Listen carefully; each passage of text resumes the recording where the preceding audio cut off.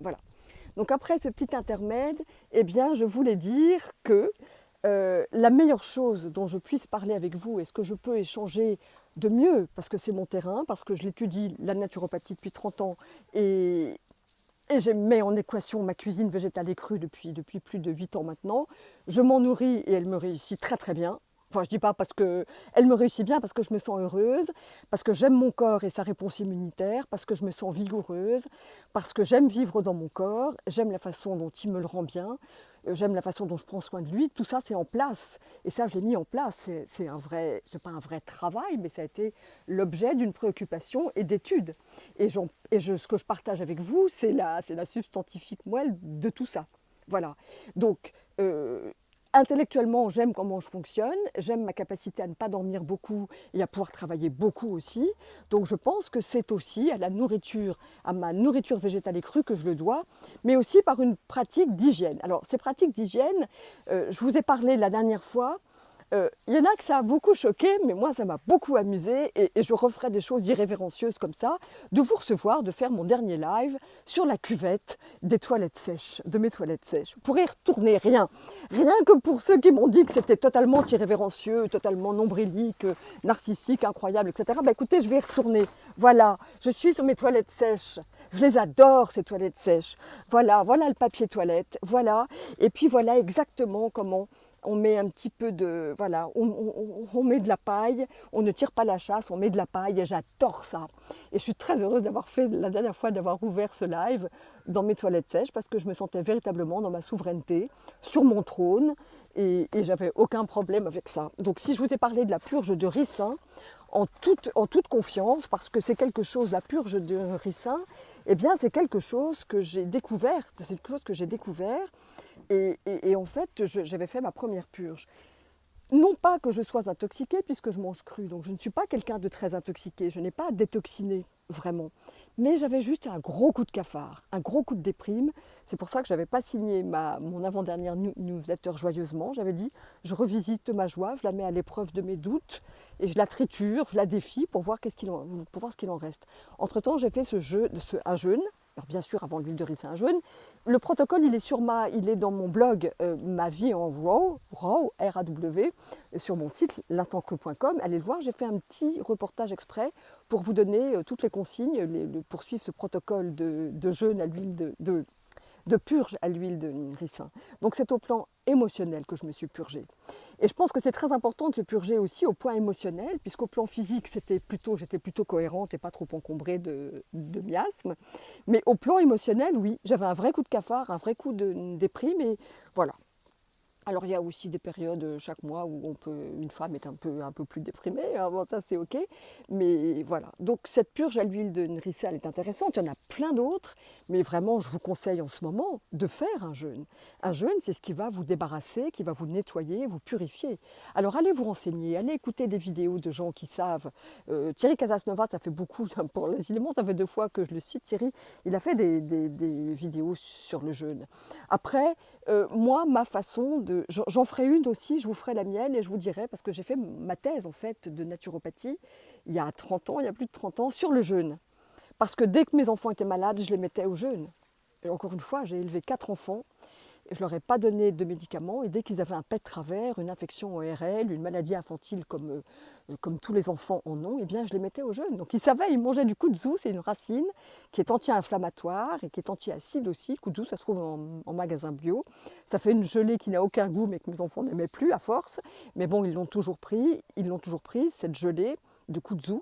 Vous trouverez ça dans le magasin bio et ça les détoxifiait. C'est très bien aussi quand on s'arrête de fumer. Enfin bon, ça détoxifie le corps, c'est très intéressant. C'est une racine d'igname qui pousse en altitude, le kudzu, K-U-Z-U. Si vous demandez à mes enfants le kudzu, alors là, le kudzu, ça a été le mot. Mais n'empêche que je les mettais à la diète et ils se sortaient de tout et je n'avais pas à aller chez les médecins faire la queue avec mes enfants sur les bras, les gamins la morvonnée, etc.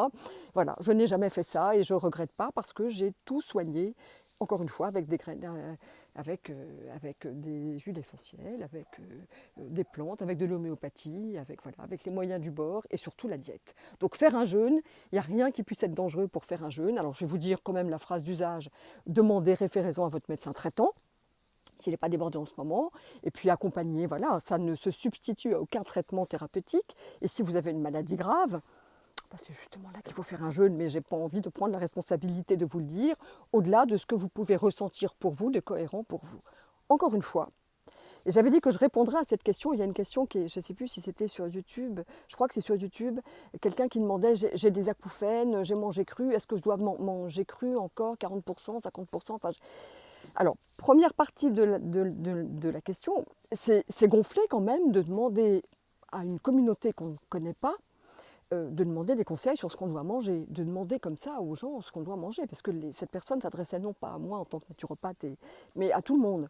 Donc attention de ne pas mettre votre pouvoir, le pouvoir de décider de ce que vous devez manger, ne le remettez pas entre les mains de n'importe qui, enfin en tout cas d'une communauté comme ça au hasard. Ça n'a pas de sens, ça. Donc, je vous répète tout le temps, jamais même moi je me substituerai à votre avis, à votre feeling, que je vous encourage à ressentir, à aiguiser, à affiner. Je vous invite vraiment à être à l'écoute de votre corps parce que vous êtes votre propre expert en vous. Ça, c'est une chose, mais c'est fondamental. Votre corps connaît les réponses, demandez-lui.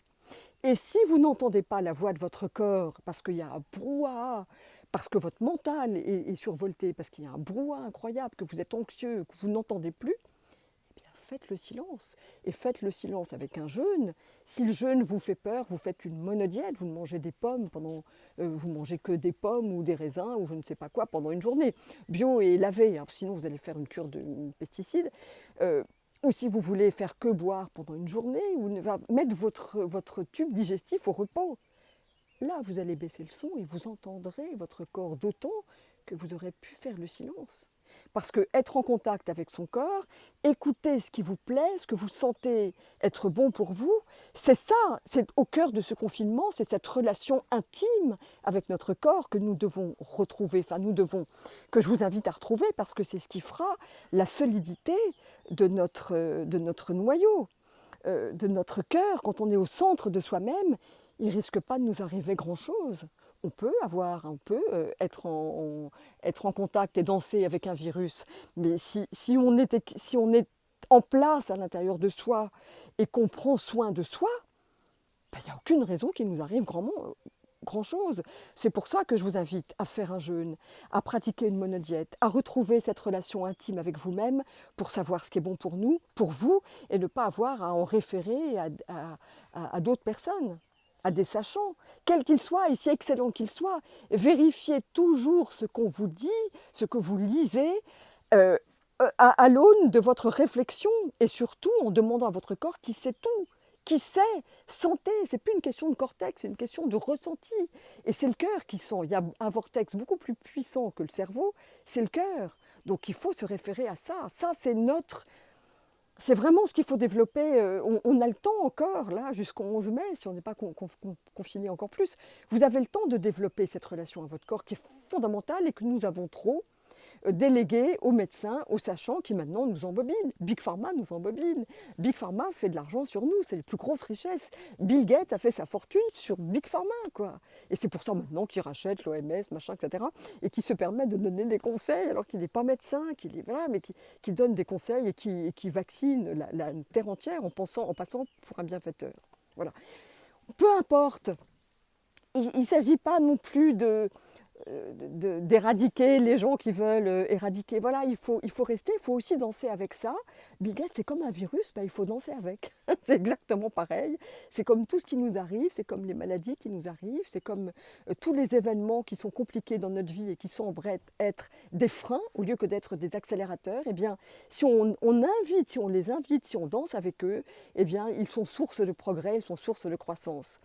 Moi, à chaque fois que j'ai quelqu'un qui m'envoie, par exemple, si quelqu'un vous dit quelque chose de désagréable, eh bien, on peut partir. Moi, je pars du principe personnellement que Dieu n'envoie que des anges et que toute chose qui nous est dite et qui nous arrive de l'extérieur est une chose intéressante à prendre en compte, surtout si elle nous fâche, surtout si elle déclenche de la colère chez nous. Alors là, c'est vraiment intéressant de s'y attarder, de remercier la personne qui a été le véhicule de cette information très contrariante et de l'étudier parce que c'est jamais qu'une partie de nous qui nous parle. Et si elle fait mouche en nous et qu'elle nous contrarie, ben c'est forcément qu'il y a un petit peu de vrai, en tout cas qu'elle vient toucher un bouton rouge qui clignote en nous et que l'autre a gentiment appuyé dessus, peut-être pas forcément pour nous rendre service, mais au final, il nous a rendu service. Donc, dansons avec les éléments les plus rébarbatifs et